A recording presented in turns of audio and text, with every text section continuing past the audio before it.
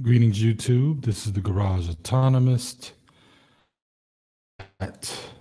You guys can hear me. I know that this was an unexpected live session. I wasn't something for a second. Yeah, okay. I just wanted to test that. I was just I just wanted to do like a quick thing. I didn't have enough time this weekend to do an actual autonomous lounge like I thought I would, even though technically it's been so far a 3-day weekend. But, you know, this time of year, it's just a holiday. So we've just been doing a lot of things and a lot of activities. Now, we normally don't celebrate Christmas, but I definitely want to give a shout out to all those who do.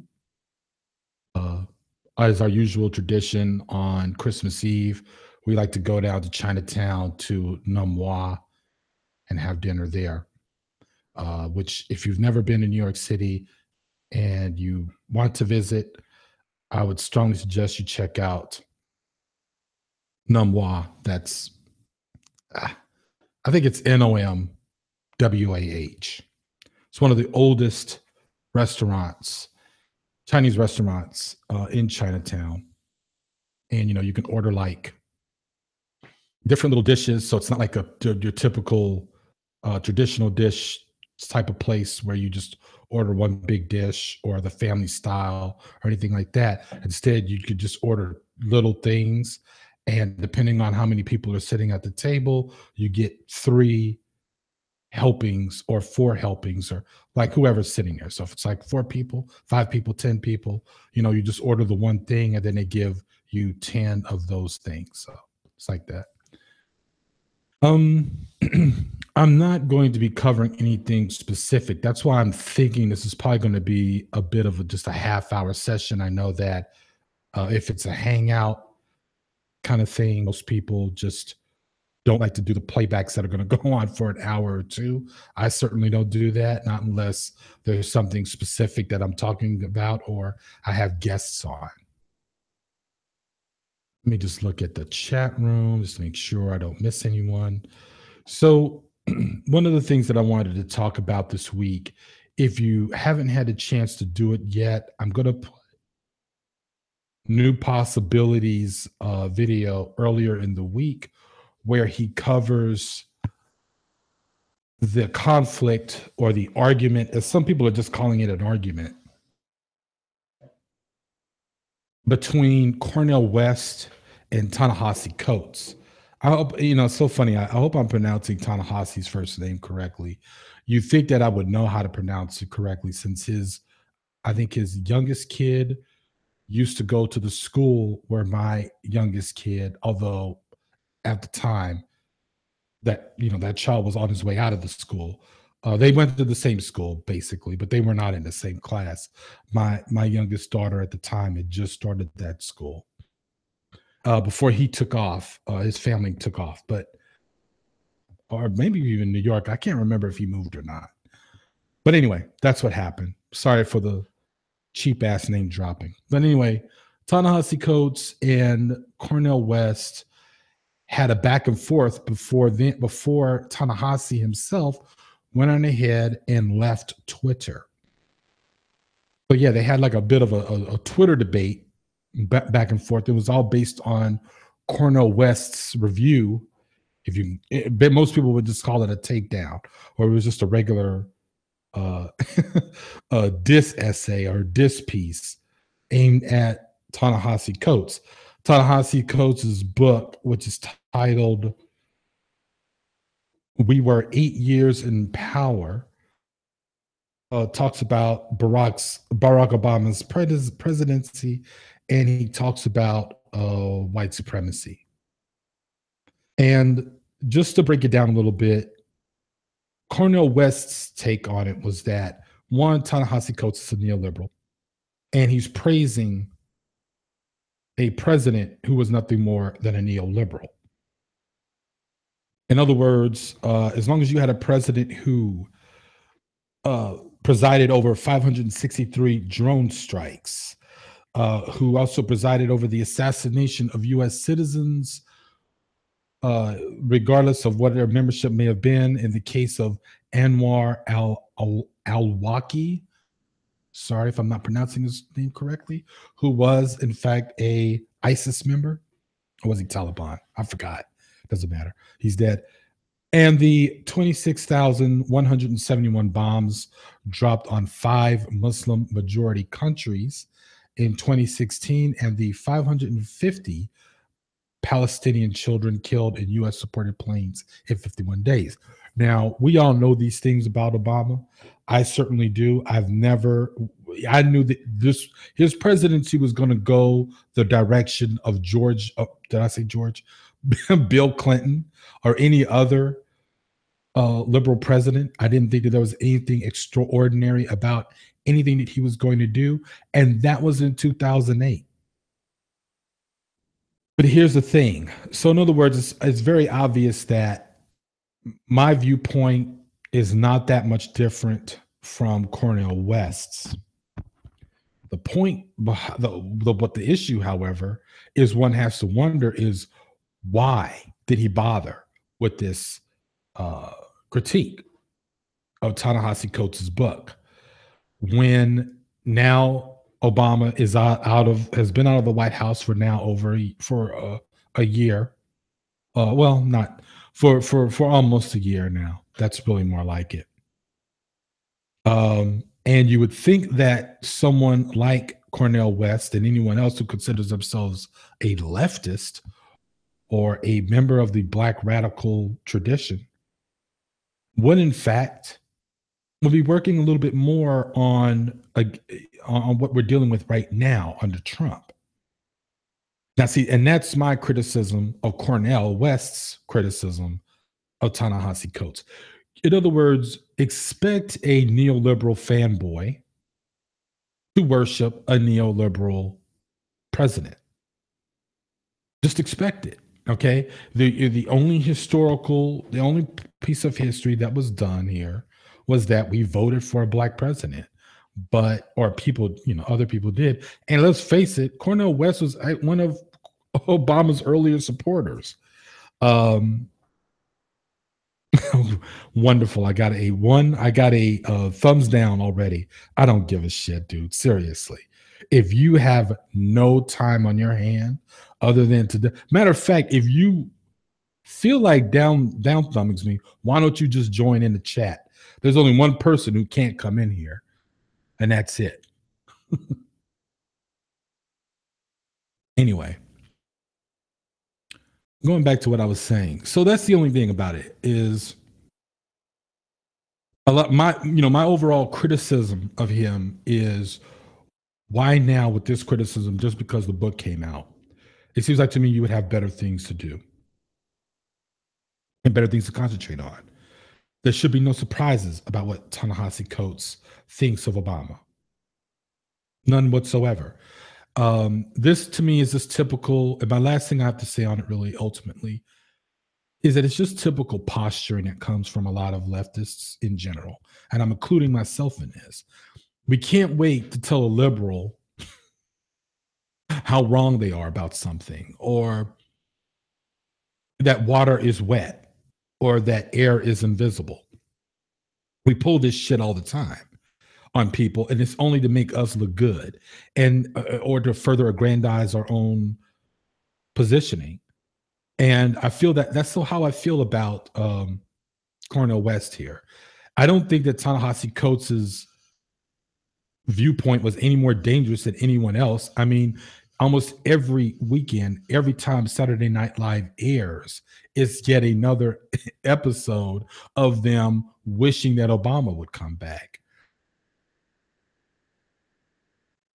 I'm making a face right now, so never mind the pauses. I don't know why I'm doing that. I'm not speaking to someone specifically, but it's like Ta-Nehisi misses Obama. So what? Like, we're not shocked. We shouldn't be surprised by that. Work on something more, Cornel. Why don't you help us build a stronger left? That's what you should be doing right now. Fuck Obama. Fuck his fanboys. It's about Trump right now. That's all I got to say about that. But I am going to put new possibilities link in the low bar when I'm done today, so you guys can look at his take. I liked it a lot better than what I'm doing. I'm just, my viewpoint is coming from a left perspective, or rather a left critique of another leftist, as that leftist critiques a neoliberal. That's basically it. And my thing took probably less than took less than 10 minutes. As I'm sitting here reading news at the bar, is what is it that I appreciate about YouTuber Olivia R and BigJXXX? See, I see a commonality that these two YouTubers share. Now, just to give you some background, who is Olivia R? Olivia R is a YouTuber. You just type in Olivia R dot and you'll find her. Now, Olivia R is a YouTuber who stands with a great deal of controversy, in my viewpoint, in that you've got the black male misogynists of YouTube. They hate her because she critiques black men. But then you've got the black women who are in reaction to the black male misogynist of YouTube, who hate her too. They call her a mammy. I don't see why they would do that. And then I began to notice that the reason why she has these two extreme people hating her guts is because right in the middle of all this is where the truth lies. Excuse me. And that truth is just simply objectivity. I'm not going to talk about one group of people. And I'm not, in other words, I'm going to talk about one group of people, but therefore I'm not going to not talk about the other group. Like, you guys are crazy on either side in this so-called, gender war. And no, let's not get the gender war confused. Oh shit. Sorry, y'all. That's my ceiling pipes going. Let's not get gender war confused with actual real anti-patriarchal work like what feminists do. We're just simply talking about what a bunch of black men who want to establish black patriarchy against a bunch of women who are resisting a black patriarchy that's powerless and broke. In other words, these women actually want patriarchy. They just want one that's functional and is comparable to white male patriarchy. And so Olivia R stands at the middle of hate from both sides. I actually like Olivia R. I think that she says a lot of things that are just deeply embedded in common sense, and I like her. And therefore it leads me to now BigJXXX. Now, BigJXXX and I, as you all know, we've had our many disagreements, and we will continue to do so. He doesn't really, I do think that he believes that women should have rights, but he is anti-feminist. On that point, I'm against that. I do believe that he thinks that MRA should have, that men should have rights, but, and here's the part that I have to respect him on, his positioning is you have to actually fucking fight for them. You actually have to do things like stand behind certain politicians who are going to fight for, fairer, family court rulings and things like that, which I don't really necessarily, I'm not against that at all. I do think that there are times that some judges in family courts are unfair. They just assume automatically that the father fighting for custody is not going to do a good job if he indeed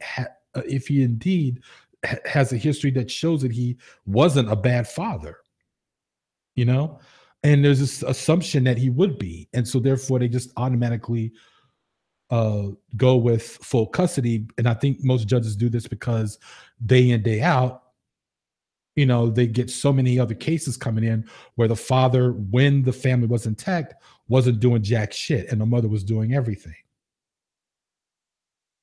And, so anyway, my point here is that those are the kinds of things that Big J stands for. And he has critiqued the MRAs and the MGTOWs and a lot of other people with just constant just whining, or people just wanting to be on YouTube and make money whining about women.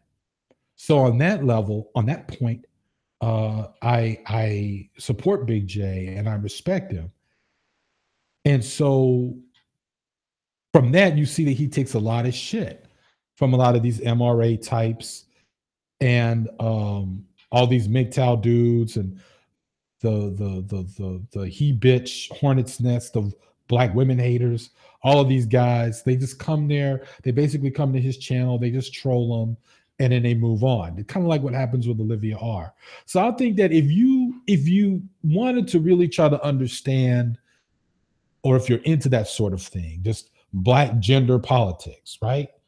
We're not talking about actual like critiques of patriarchy and misogyny and that kind of thing that a black feminist would be talking about. But if you're just trying to get your head around black gender politics, I would say listen to Big JXXX and listen to Olivia R. Why not? If you just want an objective viewpoint that's not poisonous and just full of fucking poison in every video they make, I would suggest those two people. Because so far, I haven't heard anyone else really, outside of that. So that that's my take on them. Thank you, people, for the 2 likes. Let's go back here. And what's the other thing I wanted to talk about? Yeah, I'm not going to talk about that. I was going to talk about legalities involving doxing because some idiot tried to be internet lawyer in his critique of me, really, which is just a video full of lies. As you all know, in my last episode of Autonomist Lounge, I did my take of Junk Pile Video, who thinks he knows something and he really absolutely knows nothing at all. No, doxing is, let me put it this way, doxing is illegal only if you drop the documents, all right? Check that with the Department of Justice and with their website, and or if you use doxing as a form of blackmail, all right? That's when it gets to be illegal. And guess what? Good luck in getting an investigation going with that. There's a million doxing cases every day from your local FBI headquarters handles. So, good luck. Matter of fact, you would probably get justice a lot quicker if someone tried to SWAT you, i.e., that's the thing where people give up your home address to the police and they put on a whole thing like, oh, there's a hostage. We've got people in this house. We're going to kill them all, blah, blah, blah. And the SWAT team shows up. And, the worst that could happen is if you make any sudden moves, because that's how it is around pigs. If you make any sudden moves, you might actually get shot. If your dog can't get under control, they will get shot. Which is an unfortunate thing. But if you were a malicious person, you're kind of hoping that's one of those little outcomes that would come out of swatting somebody. But you would actually sooner get justice and an actual investigation going on something like that before you would actually get anywhere with an investigation about someone like blackmailing you with your documents. So whatever.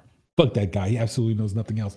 And I'm going to say something else. I heard him appearing on Reg the Bad Guy, another YouTuber, Reg the Bad Guy. It was last weekend. Now, Reg wanted to talk about, Reg is kind of serious, is pretty serious business about his channel. He's trying to grow his channel. He's trying to get, a lot of viewership. And of course, he wants to monetize, which is the ultimate goal, right, of most serious YouTubers. So he wanted to talk about new stuff. He wanted to talk about the Tavis Smiley thing. He wanted to talk about, whatever. And this clown, Junk Pile, gets on there, and all he wanted to do was to talk about me. Or really, I don't want to sound like the other clown that I'm about to bring up, Sweet Soul Brother, because the whole world does not revolve around me, and yet I'm actually somebody versus Sweet Soul Brother. But anyway, the point here is that he started talking about that guy, then he goes into talking about me. And he said something, again, this is one of these guys who's a know-nothing, know-it-all. He tries to say that you cannot hide yourself completely on the internet, and people can read MAC addresses and IP addresses and blah, blah, blah. And, law enforcement can see all that stuff. First of all, I don't even know where he pulled that out of his ass, but he aimed that at me. Yes and no. You can hide yourself on the internet. Yes and no, when you hide yourself, you're not completely anonymous. But it depends on what you're doing and how you do it. Tor browser or simply doing incognito browsing, which, Chrome and a couple of the other more smarter browsers will allow you to do, does not completely hide your information. As a matter of fact, they will bleed like a sieve your information to different websites and different places that you visit and things like that. So you don't get full security. There are other things to do, however. There are anonymous proxies to use. There are botnets. There are all kinds of other things to use. And guess what? A lot of that stuff you can do on Windows and Mac, but not really. This guy uses Mac. What the fuck would he know about technology in any aspect? So he needs to shut the fuck up, not unless he actually knows Unix and he runs his Mac machine literally through the command line and does a lot of Unix operations, and he does programming. That's about it. But he needs to shut the fuck up. He's the one who doesn't know, who's not that smart, and he's the one who doesn't know what he's talking about. Okay. Also, not one thing works. You got to do more than one thing in order for you to get full security. And there you go. All right. So it takes a little bit of research, takes a little bit of learning, good stuff like that. So again, Jung Pao, try again, try again. Maybe this is the reason why you want to do a hangout with that other moron, because he's more of a match for you intellectually, which is no match that anyone should consider. All right. So you guys go ahead on and have a great time together. Oh, goodness. Now, another thing, favorite YouTube channels this year. Well, let me just start off with my usual favorites. I'm going to say New Possibilities. I'm going to say Jenny McDermott. I'm going to say Phoenix Chastain, because I just love unique things. But I also now got to talk about Bad Dominicana. Her channel is the shit. I'm going to put her link in the low bar. And Ann X, who was formerly known as Slave No More, who is now, she's known as Ann X, but she was Slave No More, and then Internet Granny. I should have actually wrote a little bit more about them before talking about them to get you all intrigued. But Bad Dominicana is actually a performance artist. She bounces between New York City and, of course, the Dominican Republic, where she's from. She does a lot of tweeting and a lot of Instagramming. But her work is really in a lot of her podcasts and what she does here on YouTube. The YouTube channel is still fairly new. She talks a lot about gender politics there and about poverty and about third worldism. So great source. Ann X, of course, is a very hard-hitting woman who also does a great take on gender politics involving the Black community.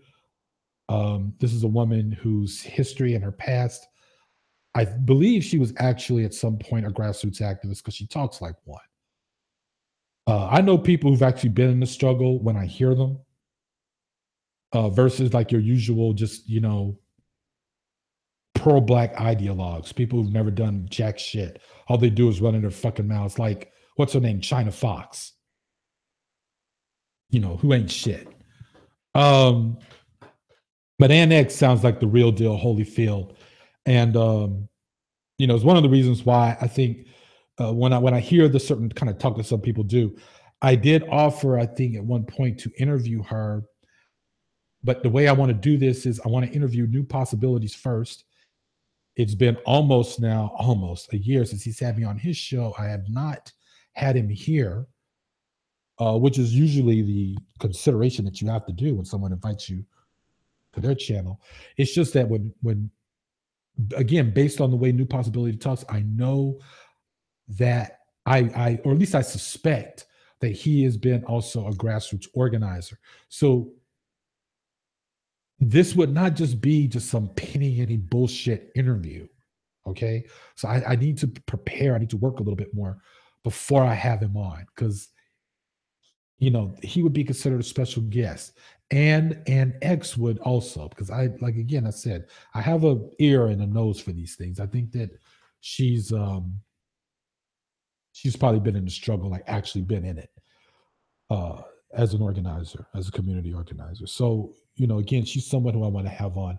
So it would be New Possibilities one week and then and X the next. It would be great to have both of them on another separate thing, right? I've been in talks again with Curious. She's just been real busy. I've been real busy, but we talked all Saturday morning, I think, via email.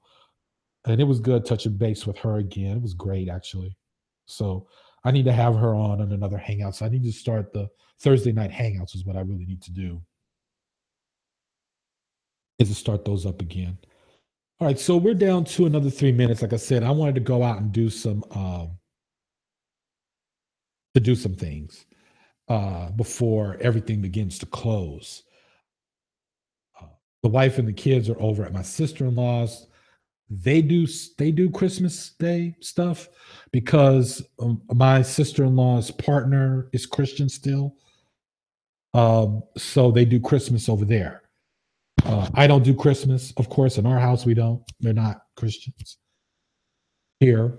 And since my mother passed away, I've never had to do Christmas at all, especially with my sister still in Texas.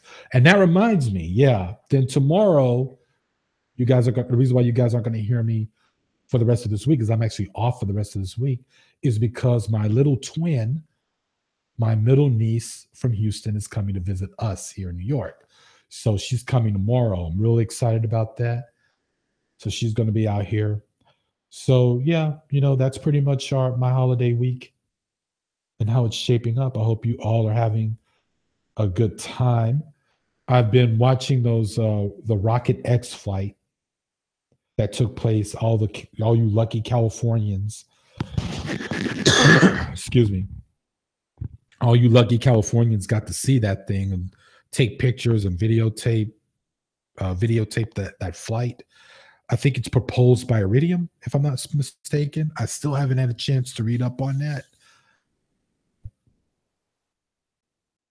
They're always coming up with new ways, and as they should, with new ways of propulsion for any kind of form of space flight, and that's needed because when it comes to pushing a very large object in a vacuum environment with no gravity, with zero gravity, you're going to need a lot of force, and fossil fuel just doesn't cut it, especially when you're talking about travel with lots and lots and lots of space between objects of interest.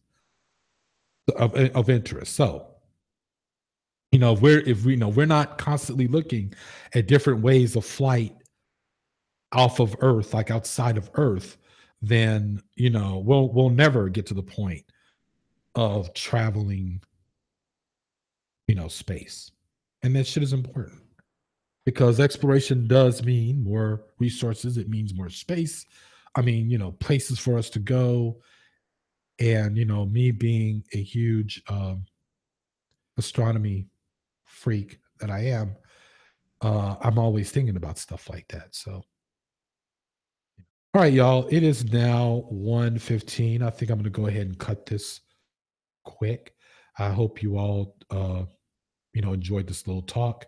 I'm going to provide some links again to New Possibilities um, video regarding the Cornel West Ta-Nehisi Coates thing, flap, if you will. And I'm also going to give you a link where where the Guardian talks to several other activists and intellectuals and writers and thinkers about this thing, because their viewpoint is almost not different from mine as well. It's almost like,